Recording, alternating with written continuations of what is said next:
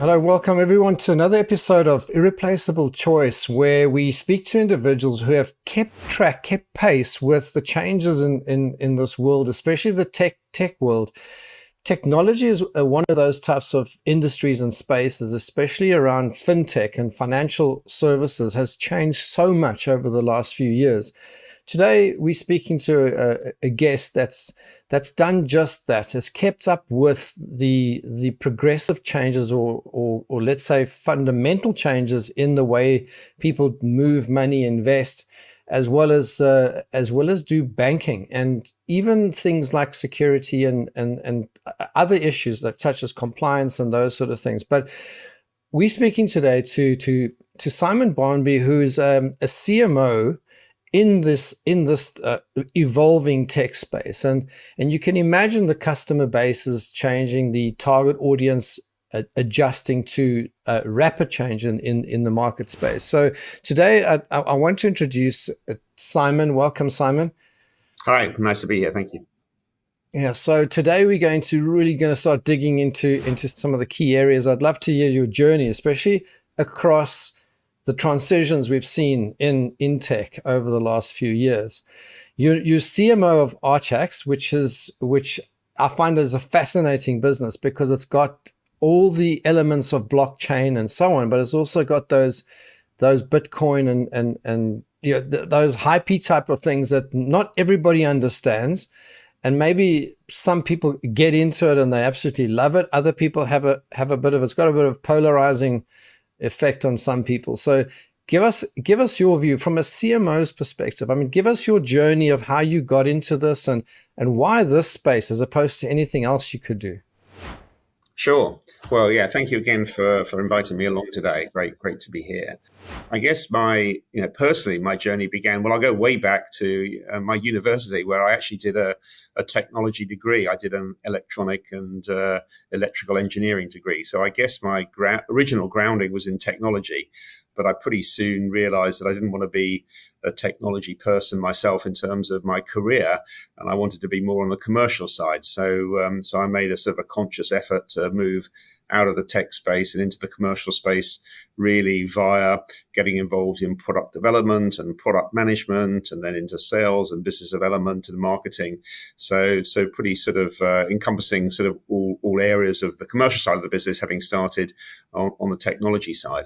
And in terms of the places that I worked, I mean, again, when I sort of moved away from technology and into commercial, I ended up in the financial markets arena more by chance than a particular plan to be in that space. But that's kind of where I ended up and spent most of my time working for technology companies. So like Fintech companies providing technology and data and trading solutions to financial markets participants around the world. Spent many years at a company called Fidessa, which is a big global trading platform provider. And having spent 14 odd years there, decided I wanted to do something a bit different. And so was consulting with fintech firms in London, helping them with business development and strategy and marketing and fundraising.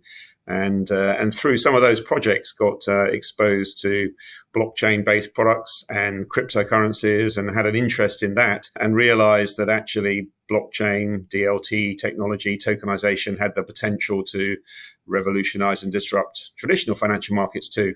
And met the founders of Archax back in May 2018, three hedge fund guys who were just setting the business up. So I was the first to join them and started this journey into sort of crypto, digital assets, tokenization, tokenized real world assets, and the like. And that's where I am today. Yeah, it's fascinating. I see you even in your career acted as a CMO as a service. I quite like that as a Yeah. as a term. Yeah, that's kind of when I was sort of consulting with fintech firms in London. It was just that, CMO as a service. So. That's lovely. I love that because it's obviously you got service as a service these days, which is I'm not sure if that's actually a thing, but I see people are doing that as well. But Yeah. CMO as a service is very interesting because it's completely different to a fractional type of perception I get when I see CMO as a service. But I just thought that was fascinating, and that's with Media Bond. I mean, you're doing a lot of that type of thing in for consulting with firms, and that strategic advisor, also founder of a business, and so on. So I mean, you've been through quite a few startups. You've been through quite a few, let's call it those aches and pains of beginning sort of a business journey. And one of the things I pulled from your profile, which I thought was very interesting. Not many people that are in the tech space and in the marketing space have got true understanding of the P&L and what it actually costs, what things actually cost, and I'm guessing your knowledge and understanding of marketing budgets and hitting those KPIs, and when there's a marketing investment that goes in, sort of what comes back. How do you actually quantify? Because sometimes it can be what some people consider a dark art to invest money in marketing, and then something's just supposed to magically happen called sales or lead generation and so on. So tell me a bit about that. How do you cross-pollinate lots of areas of business in the startup world as your journey progressed? Yeah, I mean, I've kind of, as you say, I have worked for a number of sort of startups, various stages of startups, but also worked for big global corporates as well. So kind of experienced both sides, from the small entity side to the big corporate side. And also, I guess, I'm not a marketeer by trade. I haven't studied marketing. I didn't sort of do a marketing degree or qualification or anything. I guess as I started out from a technical side, as I said earlier, I moved into the commercial side. One of the areas of the commercial activities I got involved with was marketing, and I enjoyed it, and I found it quite interesting and exciting. And I think in the financial technology space, having a technology background helps, because it means you have the ability to understand technology. Having experience of different areas of business helps as well. And I think you kind of bring all those things together, and you then sort of leverage all that experience in terms of marketing. And you're right. I think doing marketing with a grounding in reality and understanding the costs of things and how things actually work from a business perspective probably helps. So yes, I mean, it absolutely does. And out of all the discussions I've had with various people, I mean, we've done way over close to 150 interviews or podcasts with different experts across different industries. What's really interesting for me, there seems to be a pattern where we have individuals that have studied in the engineering field. So, I mean, I studied as a mechanical engineer. I've spoken to chemical and electronic engineers, etc. They always end up somewhere else. I'm not sure how that works, either in finance or product development, or they end up in marketing. And it's fascinating to see how what should literally be a logical type of mind, if you like, initial. I think when you start, you don't really know what you want to become. In all fairness, and I think when you get to go to university and that, and you do it because you get told to, or this is just the expected thing. And then as your career progresses, you then drift towards where there's a natural fit. Would you agree with that as a statement? Yeah, I think that's definitely true. I mean, when I go back to studying at university, I don't really remember making a conscious decision to go and study electrical and electronic engineering. I don't really remember how that happened, but obviously somehow it did, and I ended up there, and I did enjoy it, but I also knew it wasn't for me for a career. But I think it was a good place to start. I think any kind of degree like that, there's a certain discipline to how you study and how you learn, and that is all useful skills that can transfer into sort of other areas of business quite successfully. So I think it's a pretty good grounding. And when I wanted to move in a more commercial direction, again, I didn't really know where I wanted to end up. Was it sort of product related? Was it sales? Was it management? Was it marketing? And I guess marketing is kind of where I have ended up. Although I must also say that my title is CMO and marketing is a focus, but I do a lot more besides that. And I think particularly in startups, you kind of need all-rounders, people who can wear a number of different hats and do a number of different things. And certainly my journey at Archax has been one of fundraising. We're a startup, so I've been working on fundraising for the business. You're always selling wherever you go, whether you're selling the business to raise money or selling the vision to raise money and to win clients. So I think it always involves a bit of sales, and it involves management. You're sort of building up teams of people and building out a business. There's kind of management skills are important too. So I think being a bit of an all-rounder really helps. Yeah, all rounders pretty much there, but you can't just be okay being an all-rounder, you actually have to be pretty sharp at most of those things. I mean, raising capital these days has become quite a discipline and quite an art to a large extent. I mean, you can't just slap together sort of a 5-page pitch deck and just hope for the best.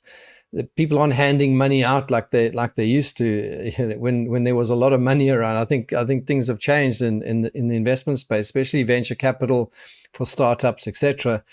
But you've been through that, and what's really interesting as a CMO, you're going to be asked the question, sort of, okay, this looks like a good idea. How are we going to get a return on investment? And from a marketing point of view, your focus would be product market fit, competitor analysis, things like how long will it take before we see a return? I mean, it's one thing to do a spreadsheet. It's another thing to actually make it happen. So those forecasts are pretty tough. So I'm just going to go through some of those thinking that you go when you have to go and do a fundraise. And as, I mean, with your technical background, what's the process that you think is the right sort of way? And what have you done in the past that's really worked for you in capital raising as a startup CMO? Yeah, I mean, it's interesting. As I said, Archax was formed in 2018, but we only really started going live with products and services and generating revenue last year. So it's been quite a long journey. And obviously, if you're not generating revenue, then you have to raise funds to keep the business going. So right from the very start into the middle of 2018, we've been out talking to investors and raising money. And pretty much every time we closed a round, we'd then open a new one. So it's been a constant fundraising journey. And it's hugely time consuming. Myself and the CEO have spent a large portion of our time on raising money for the business, which is very important. But obviously, when you're building a business, there's the day job to do as well. So that's always quite a challenge. But fundraising, like you said, is difficult. And, when you're really a complete startup and you're sort of pre-seed or seed fundraising, you have to convince people of the vision of what you're going to build because you don't have anything yet. So that's one kind of sales skill. And then along the journey, slowly you start to firm up a vision and build a credible business plan and a go-to-market strategy, and obviously a financial model with forecasts and everything. And then in our case, we were building technology, so you achieve certain technology milestones so you can actually show things, demonstrate things. We had to be regulated. Our vision was to be a regulated firm in this digital asset space. So regulation takes time. That was another good 2 years worth of time and effort to get regulated. But once you're regulated, obviously you're a different proposition again. So as the journey continues, your business gets more and more credible and more established. And so the money you're raising theoretically gets easier. I don't think it does get easier, but you can raise more money maybe from a broader set of people. Because there are investors out there who like these very early stage companies because they can get a large percentage or a larger percentage generally for an investment early on. And then as the business grows and matures, different investors' appetite is attracted in, and you get different types of investors along the way. I mean, in the early days, friends and family and sort of random people we met invested, and then in the more recent rounds, we've had sort of more VC firms, family offices, and the like. And, indeed, in Archax, in our Series A round that we did in 2022, Aberdeen Asset Management came in, and they're now our largest external shareholder. So, having begun with sort of scraping money together from friends and family, we had a Series A which was led by Aberdeen Asset Management. So it's, a huge difference in terms of the kind of fundraise that's taken place at each stage of the Archax journey. What stood out for me, and what I think it's quite important for the audience to understand and maybe get real understanding, because sometimes when you put a profile on LinkedIn or you put do a CV or as the Americans say, a resume, and you try to talk and you say, look, this is who I am, this is what I do, and then obviously this is what the company does. It's very easy to say, and I'm going to read what it says here. I mean, creative, imaginative, hardworking with drive and enthusiasm. Now, it's easy enough to put that into a sentence, but to actually go through living that on a day-to-day basis. And if you start I think you start 2018, and then your real funding rounds really only started 2022.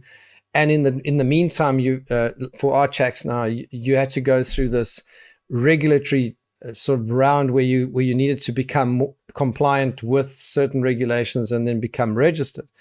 That's a 4-year journey. To stay hardworking and to stay the course and to stay enthusiastic. I mean, that takes some doing when you think, oh shoot, is this going to work or not? I mean, just go through that emotional journey with us. Yeah, I mean, it's very interesting. I mean, again, looking back to the early days, 2018, 2019, there are, we were out on the circuit. I mean, London has quite a vibrant fintech circuit, quite a vibrant blockchain community, fintech community, crypto community too. So, we were heavily involved in all of that and met lots of people, some investors, which was good, but also other players in the space, other people setting up companies, building companies and the like too. And, and sadly, many of those companies haven't survived. Many of them have been lost along the way for various reasons. Either, maybe they couldn't raise money, or maybe the market moved away from them, from what they were building, or what they were building wasn't quite right. But there are very few that are still in the game that were around when we began. But thankfully, we're still in the game. We're still here, and we did survive. And that's partly down to fundraising, because all along the journey you need to have money. But you're right. It's that drive and enthusiasm is important, because raising money by sending cold emails into VC firms is a pretty soulless task, and it rarely generates any reply at all, let alone any chance of funding. But you have to try these things, you have to try everything. But we found that if we could get in front of people, then we could, demonstrate our drive and enthusiasm and vision and belief in what we were doing. And so that's always been what we've tried to do. And we've done that by, sort of working relationships and getting introductions to people, so that, a warm introduction is, 1,000,000 times better than a cold email or cold call. So we've really worked our networks to get those. And we've been out a lot. We've been to events, conferences all over the world where we get the chance to get in front of investors and get in front of people and talk to people and get on stage and talk about what we're doing and generate interest. So, over the years, we've built up quite an extensive network now of investors from across the world, from all types, from high net worths and family offices through to VC firms and institutional investors too. But at the start, you don't have any of that. You have to start with nothing and you slowly build it. But I think the key thing is to get in front of people, and the key thing is to be passionate about what you're doing and firmly believe in what you're doing. And then as time goes by, to demonstrate that with achieving milestones, like I said before, technical milestones, product milestones, regulatory milestones in our case, and also investment milestones, because when investors see other people investing, then, that helps them, if someone's invested, and, that adds credibility to the story. And certainly having someone like Aberdeen Asset Management invested in us added a great deal of credibility to our story too. Yeah, the psychological concept of the queuing. It's like you walk past, let's say, several restaurants, and the one that's the busiest has got the queue outside, and the ones that aren't busy, literally, you can walk in there and get a meal immediately. It's almost that type of thing. You want to get the queuing, so everyone wants to be in on your game as opposed to somebody else's. I think it's quite a challenging thing, and to maintain the energy and to maintain the drive, but also that you get up in the morning and you get going and you get started again, and no matter if you've had absolutely no success, or you potentially even gone backwards a few steps, tomorrow morning you get up again and off you go again. And that there's a lot to be said about that. I want to just touch on, you talk about having skills in sort of financial markets, and just give us a sense of sort of, is this part of the Archax journey that you've had, or did you progressively over your career pick up financial markets experience? Yeah, it's pretty much, as I say, from, pretty early on in my career, I've been working with firms that are in some way connected with financial markets. So not actual sort of financial market participants themselves, but firms that are involved in providing products or services or data or technology to participants in financial markets. So, you naturally pick that up along the way. Again, I never studied financial markets. I didn't do any take any qualifications in it, but a bit like marketing, over the years, you build up these skills and this knowledge, this experience, and that comes to bear. And, and I think that's really important because it gives you the chance to project an image, well, of yourself and the company that you want. And, coming back a little bit to the fundraising, I think one of the things we've done pretty successfully is punch above our weight. So we've always sort of aimed to project an image, a profile, a brand in the marketplace of where we want to be rather than where we are now. And I think, if you can do that, if you can actually get people to believe that you're somewhere ahead of where you actually are, then, but it's, where you're going to be, then that really helps, and I think it is all about that. It's confidence, as well as skills and everything else. It's that confidence and belief in what you're doing and sort of projecting an image of where you are going to be rather than, I think it's a rather British thing is to be understated, and maybe a more American thing is to over project your image and stuff. But I think it does work, and we've certainly done it like that, and it certainly worked for us. It's really fascinating because it's the learn by doing concepts. I mean, your continuous professional development, if you like. Just I want to talk around the team. So you said that it was yourself and the CEO that did a lot of the fundraising and that type of activity. But how do you build a team while you are going through this process? Because like you said, there's still the day job to be done. So you got to be out there on flights, maybe traveling, going into different meeting rooms, maybe sitting in the corridor waiting for your turn to pitch or whatever it is that you have to do. How do you make sure that everything else keeps going while maybe you're out on the road for a week or 2 weeks or even away, just sitting and thinking through, okay, what's the next presentation going to look like, and still doing the day job? How do you build a team out, and what does a day look like to you? Yeah, I mean, I think, I kind of remember the early days of Archax when there was 4 of us sat in a single office, and that's kind of how it all began. The 3 founders, the CEO, one of the founders, the CFO, another founder, and the CTO, the third founder, and then myself as sort of CMO. But that's kind of where it all began. And then somewhere along the line, we grew from 4 people to like 80 people or something that we are now, scattered across the world, most of them here in London. But I'm not quite sure. It's difficult to remember how that actually happened. But I think, at the very start, we had to build a technology platform. So, we started to build a technology team to develop the platform. We had to get regulated. So we started to build a sort of regulatory and compliance team for that. We were going to operate products and services. So we had to build an operations team to operate the products and services that we were going to offer to clients. So it kind of happened naturally in a way. And we kind of grew the areas that we needed at the time. Finding the right skills, building a culture that has got that sort of startup mentality, because I would say not every potential candidate to come and to get employment from a startup they're a special kind of person as well, to also believe in the company's direction and so on, because they're committing their lives, their career to a company. And for them even to come, for you to make it attractive even to really good talent, if you like, bring them into the company.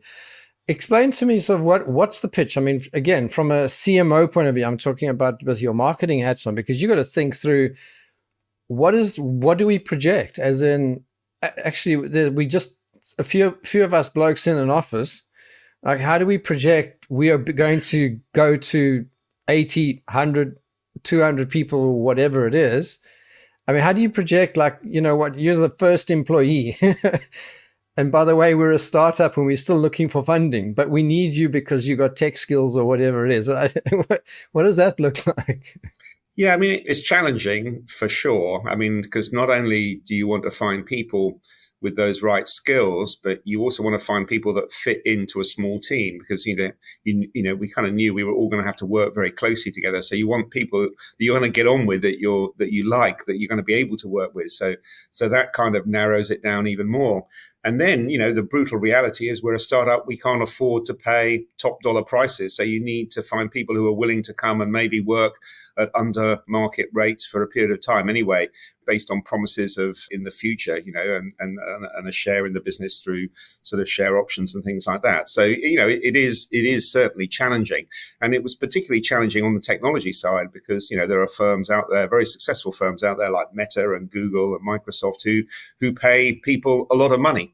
And if you're a technologist, you probably aren't too worried about who you work for. As long as the project's exciting and you get paid a decent amount of money, then so be it. So it was difficult for us to compete with those big tech companies. So we always had to find people who really understood our vision and wanted to be part of this more than just being a pure tech programmer or something. But also we looked abroad. I mean, we ended up setting up an offshore development arm in the Philippines. We've got 30 something people out there.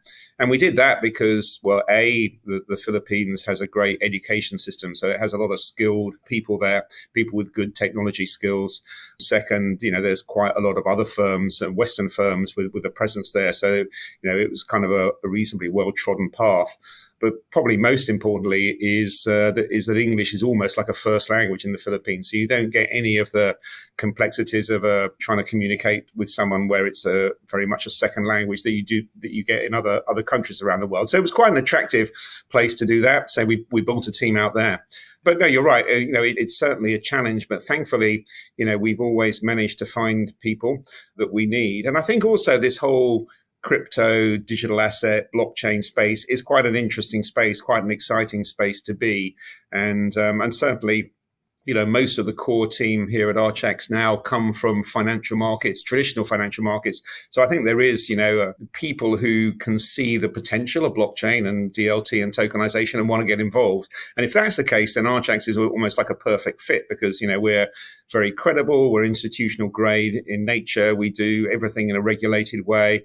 We're not trying to, win a fast buck and cut corners and do things from some offshore jurisdiction, under the radar of regulators and governments and everything else. We're trying to do everything the right way.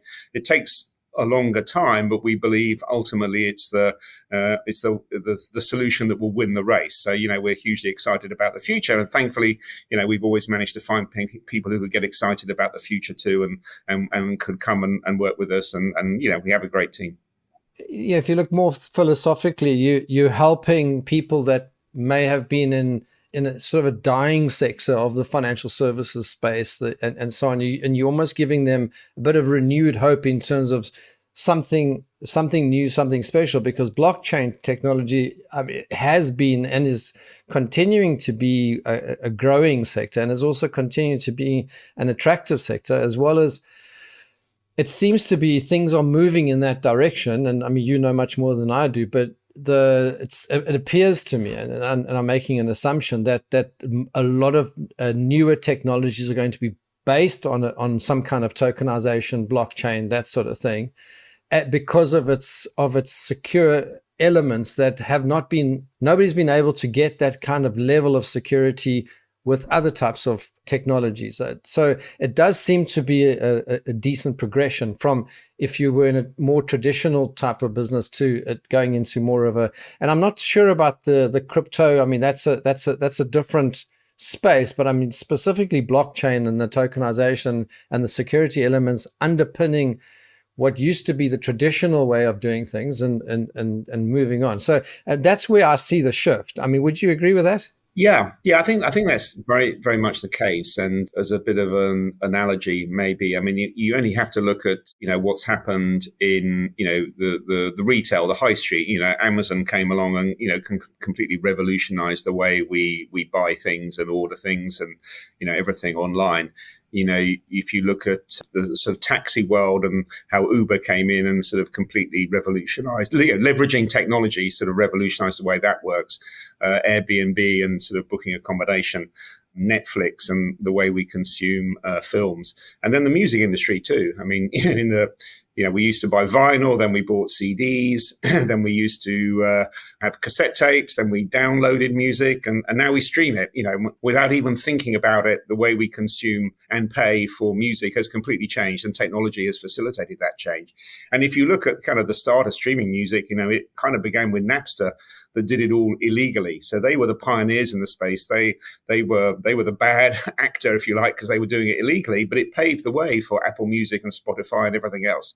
And if you then look at financial markets, I think, the front office trading has been very electronic and fast for many, many years, but the post-trade space is hugely inefficient and there's lots of intermediaries, lots of costs, lots of inefficiencies. It takes a lot of time. I think when blockchain technology has the potential to really sweep all that aside and really improve things and make it much more efficient. Maybe sort of Bitcoin, I'm not saying Bitcoin's illegal, but Bitcoin is like the Napster. It's kind of the early use case that demonstrates how blockchain and tokenization can really be harnessed to do things in a different way, and pioneering what's possible, and that has happened. And now we're taking blockchain, the benefits of blockchain that were pioneered by Bitcoin maybe, and using them in a different way to change the way we handle all financial assets and all financial markets, and really improve the way of doing things. And it's not only about improving the way of doing things, it allows people to innovate and do things in different ways. And I think, say countless examples of how technology has transformed markets without us really realizing it. And now it's the turn of financial markets too. Yeah, because there's definitely, for me, there's always been this massive need, and what I could never quite understand is why the let's call it the more incumbent and the traditional banking institutions, financial institutions took so long to make the shift, and they're still struggling to a large extent because there's a lot of legacy systems, there's a lot of legacy thinking, and even the processes. It seems to be so difficult for them to change that it's almost like the newer businesses, the startups, and have got much more agility, flexibility, and can shift as things become clearer, because it's one of those kind of journeys, isn't it, where it only becomes clear once you've had a few iterations and a few falls and a few bumps and scratches along the way. I mean, that's my sense. It's more difficult probably for the more entrenched incumbents that have been around for 100 years. It's very difficult for them to make that shift. Yes, that's very true. And one of the reasons it's so difficult is because financial markets is such a heavily regulated space. The regulations are very strict, and all these big firms are very regulated firms operating in a very regulated space. And for some of the innovation and some of the benefits of blockchain to be realized, regulations have to evolve. And that's part of what we've been doing. As I said, it took us 2 years to get our regulation, and we're constantly talking to the regulators, to MPs, to the civil service, to HM Treasury, to the Bank of England. We're constantly talking to people and helping educate them and trying to push through the changes that we know need to happen for blockchain and tokenization to realize its full potential. And we talk to a lot of the big investment banks and brokers and asset managers around the world. I mentioned, Aberdeen Asset Manager are an investor in us, and we're working with them on tokenization projects. We're working with BlackRock too, which we announced recently. So we're working with a lot of the large investment banks and asset managers. And, kind of looking back to the early days, 2018, 2019, they were pretty scared of this and weren't really publicly commenting on it, but maybe forming teams to look at the space slowly. And then, through to sort of 2020, 2021, some of these firms were doing proof of concepts and actually trying things out. And now where we are today is that, the days of proof of concepts are dying away, and we've got some real world projects happening within these banks and brokers and the like. But it's still relatively small. It's still a very early stage. There's still a long way to go. But I think, people are beginning to understand the space more. They're beginning to realize the potential. Regulations are evolving. They evolve at different paces around the world. Different regulators adopt things more quickly or more slowly than others. But it is evolving. It is improving. It is getting clearer. And so things, really feels like momentum is beginning to build. But, these things move slowly. Big institutions move slowly. Regulators move slowly. We're lucky we can move quickly, but we're trying to help some of these larger players evolve by working with them too. For the benefit of the audience, and I want to just break this down. I mean, they may or may not be aware of Bitcoin. I want to keep cryptocurrencies and Bitcoin sort of one side if we can, because that again is to do with people's level of knowledge and understanding of those kind of markets in terms of trading, that type of thing. So I want to just leave that one side. But you talk about digital assets, you talk about the ICO and STO and blockchain, etc. Don't you just want to, just for the benefit of the audience, break those up in terms of how does that sort of, what is your value proposition around those things? What are those things? And how are they being used? If we can sort of just break them down. So if we can start with the sort of digital asset space and then go into STOs and ICOs if you can. Yeah, I mean, I think the digital asset space is kind of, it's all about leveraging technology to do the things that are happening currently in the financial markets world, but do them in a more efficient way. Keeping track of records of ownership on a blockchain is a much more efficient way of doing it than the way things are currently done. The way things operate currently is there's lots of distributed databases. Everyone has their own record of what happened, and quite often they disagree. So there's reconciliations that need to take place. There's a lot of time and effort and money is wasted, a lot of inefficiencies in the financial market space, and blockchain and tokenization have the ability to remove that. And so one aspect of digital assets is just a more efficient technology to run financial markets and handle existing financial instruments. But then, then there's also the opportunity to innovate and do things differently. And, maybe one example of that is sort of money market funds. Now, money market funds are, they're traditional instruments. They invest in short-term gilt type products, and it means you can put money into a money market fund and earn, currently, a 5+% yield. So, you don't want to be sitting on cash because cash doesn't earn you anything, but you might want to have your money readily available. So you want to tie it up in some investment plan. Putting it in a money market fund, is pretty readily available, and it earns interest. So that's fine. But so what we've been doing is tokenize money market funds, and you might ask why you do that. Well, when you tokenize a money market fund, you can make it available maybe to a broader cross section of the financial markets community. So people who maybe didn't reach the level that they would need to reach to go and invest in a money market fund with a big asset manager, through a tokenized version through us, they can get access to it at a lower price point, which is very attractive. Kind of an element of democratization, I guess, of financial markets instruments too. Yeah, well, I was about to say it's democratizing. It's actually making it more achievable and attainable by more people, because the bigger investments and the bigger, they're where the people really make the bigger returns. Obviously have higher risks because it's more of an educated investor at that space. But if you can protect people that maybe are not in it every single day, don't understand everything, but at least they understand. I mean, if you think about the post office banking, I mean, it was safe. You could go there, go to the post office, deposit your money. Nothing's going to happen to it.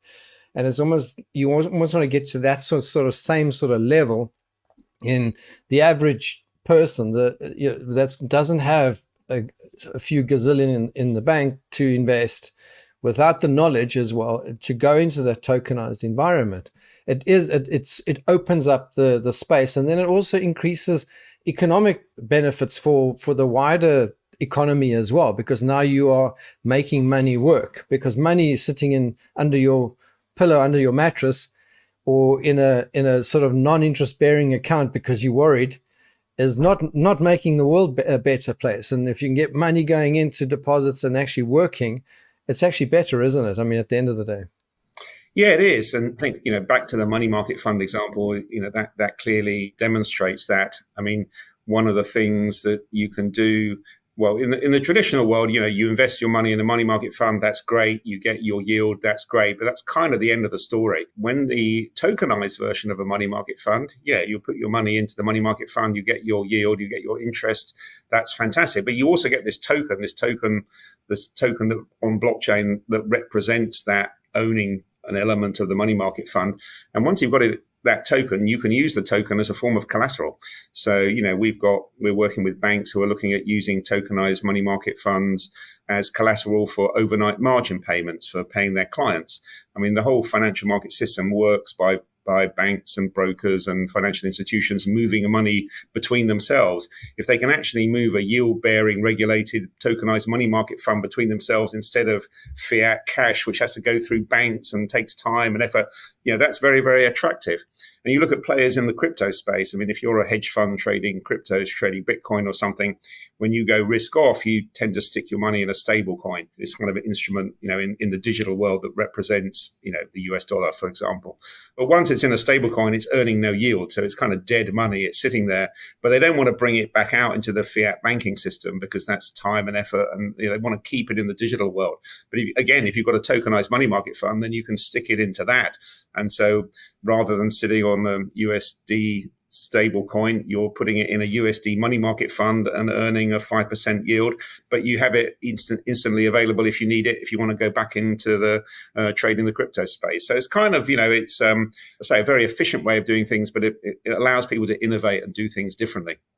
So just shifting slightly into a question that I think people are going to have, and it's come up in my mind from time to time, is because things will be tokenized, and it's not as if can't really skim off the top, as in if you deposit money in an account, you just grab a few extra pounds or whatever for yourself as a fee, as a bank fee or transaction fee.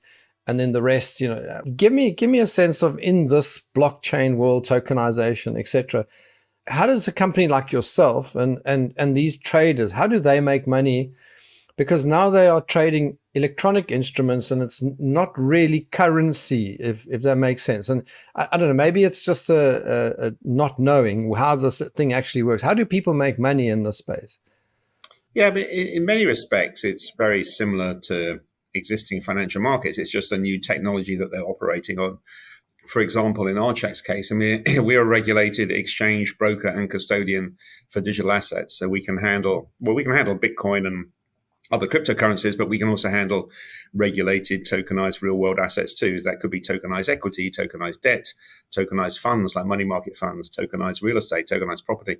So, all these things are available. And the way we make money is, people pay to use our services. So if we're acting as a custodian, we take a fee based on the assets under custody.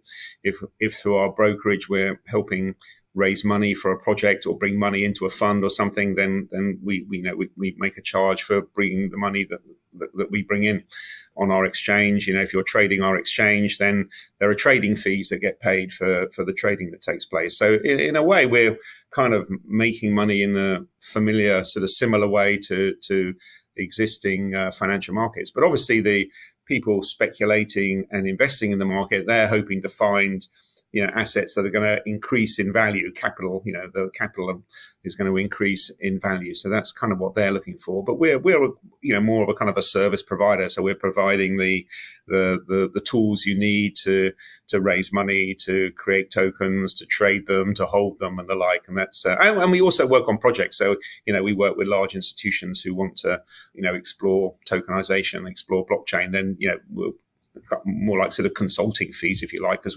we're sort of charged that they're paying us for our time and our skills and experience to help them do things. So there's that element too.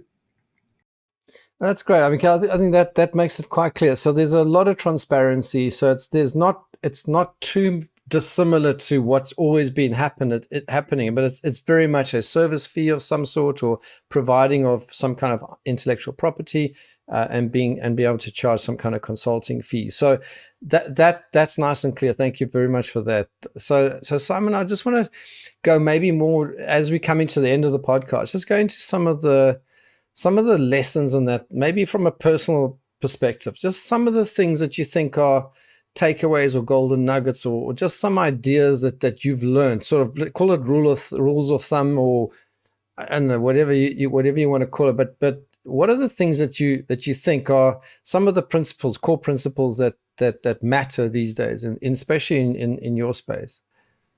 Yeah, I guess if I kind of look back at the Archax journey, the Archax experience, I think for most of our time, for us, it's all been about raising money, because the only way we could build products and services and deliver what we wanted to offer was to raise money. And to raise money, you need a few things. One, you need a very clear vision of what it is you're doing and how it's going to benefit and how it's going to make money. And so you kind of need very clear positioning in the marketplace of where you fit. You need to understand your marketplace and where you fit. I think that's very important.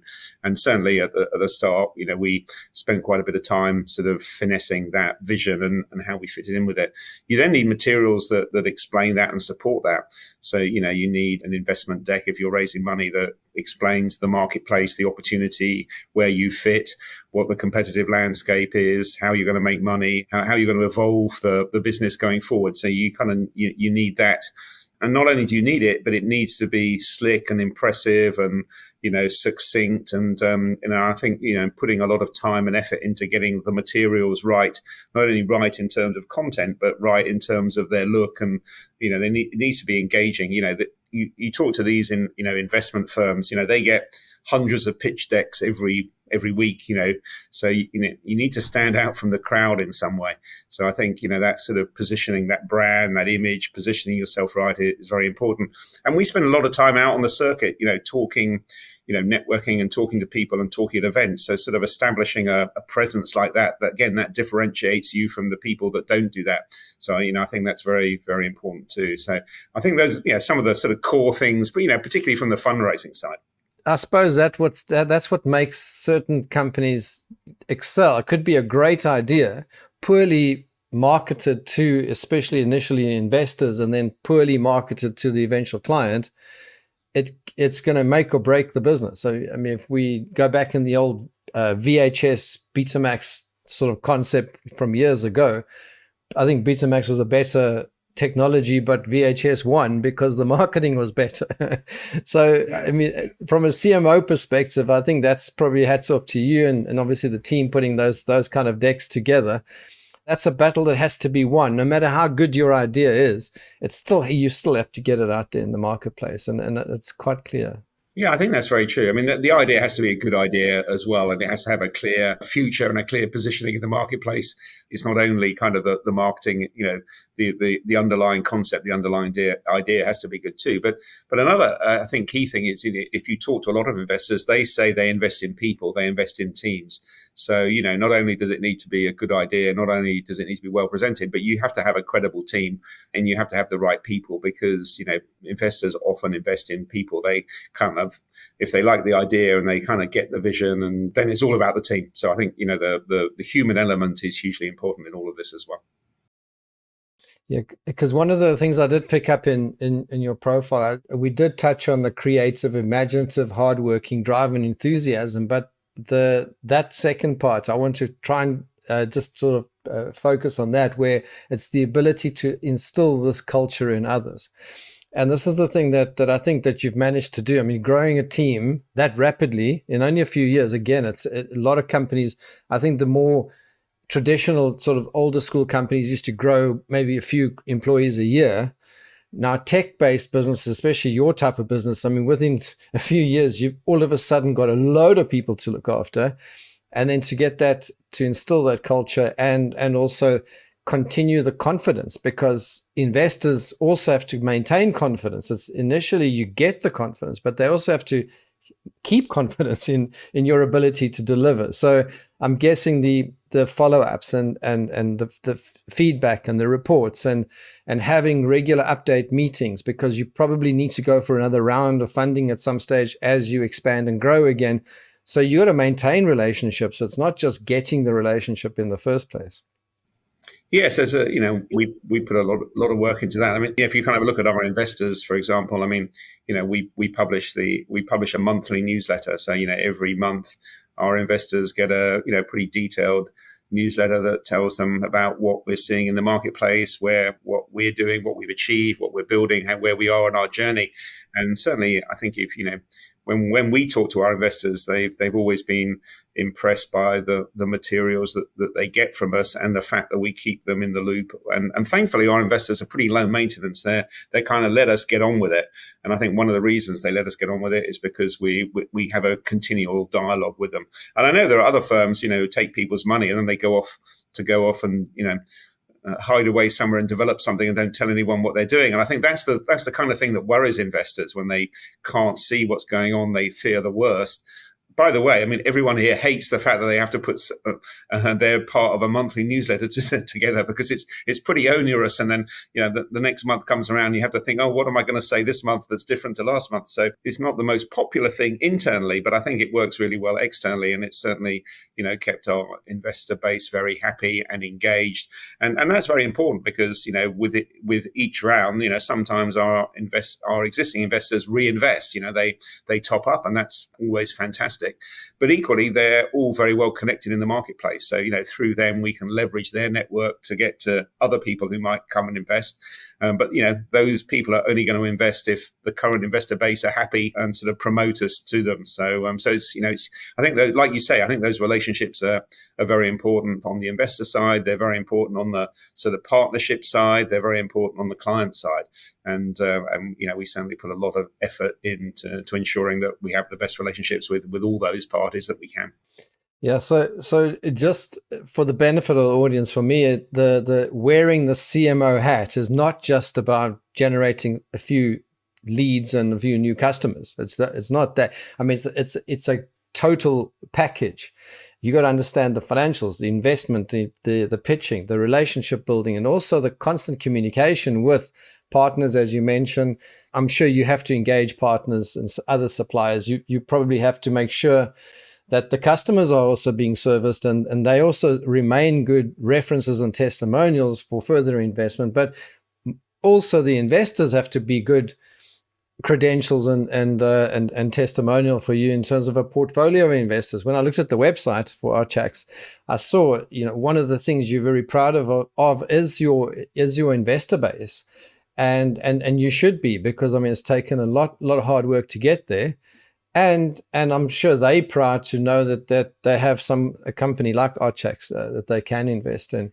I want to maybe just sort of finish off by saying, okay, what's next? What's the journey look like next, either for you or for Archax or for both? What does it look like going into the future? Where do you think this thing is going? I know some of it's early stage still, blockchain and tokens, etc. In the bigger picture of things, it's still a relatively new technology, if you like. And what do you see as you go into the future?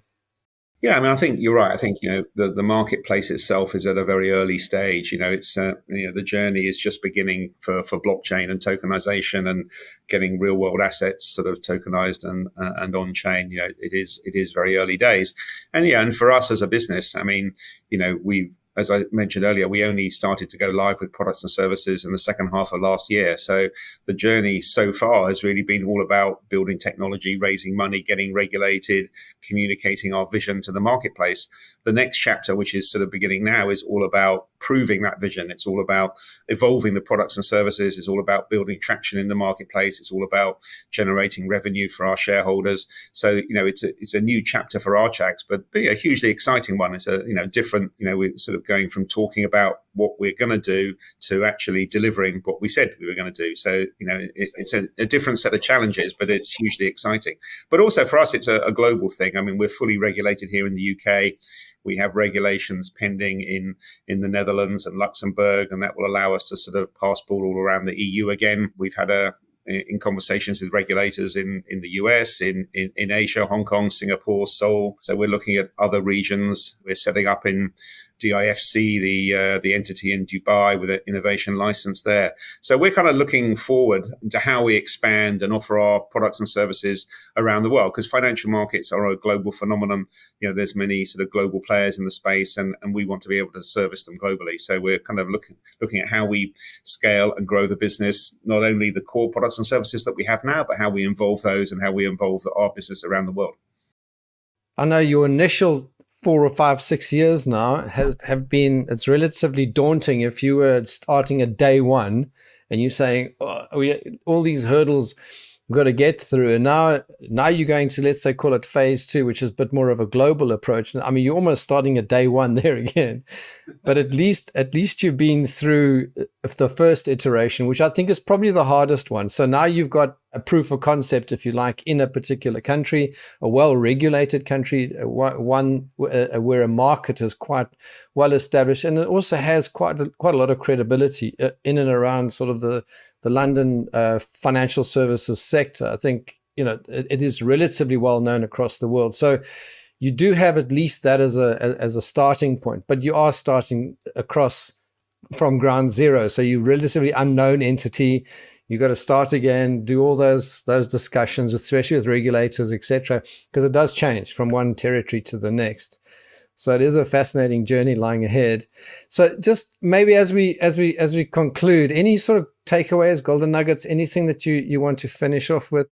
I think, it's, at the start of any journey or any startup, the one thing that you don't know is you don't know what you don't know. There's lots of unknowns that you're going to find out along the way. So you have to start these journeys with a very open mind and realize you're going to find out a lot of things. You're going to find a lot of challenges along the way that you didn't know existed. I mean, I think if we knew what the journey was going to be like when we started, we might not have bothered starting in the first place, because everything takes longer, everything's more difficult, everything costs more money. But I think that's just the nature of startup life.